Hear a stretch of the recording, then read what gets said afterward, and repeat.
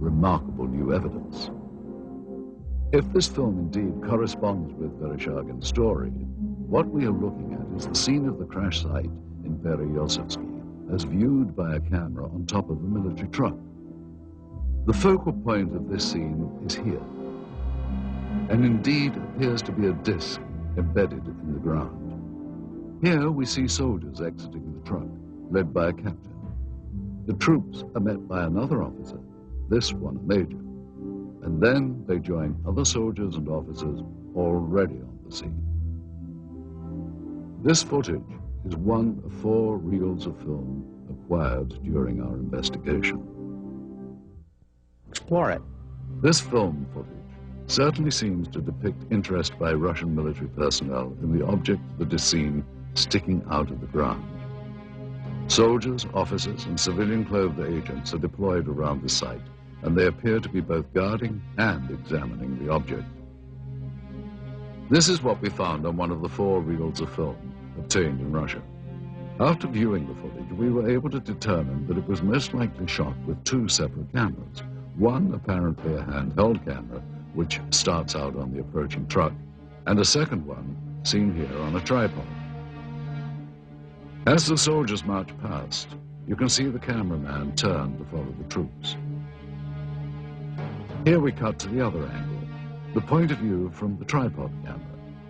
And here you see the handheld camera as the truck pulls up. Both cameras change vantage points several times during the film, as if to get better views or perhaps under orders of a superior. From this angle, we see yet more troops arrive. Author Veniamin Vereshchagin described... Знаете, в дальнейшем события приняли более такой масштабный характер. По просьбе КГБ были привлечены... On the KGB request, the Soviet army... And here you see the man who is probably the head KGB agent directing the cameraman to point his camera toward the disc. A total of almost 1,200 feet of negative were recovered just on this crash site. It is possible that more film was shot, but this is all that we were able to obtain.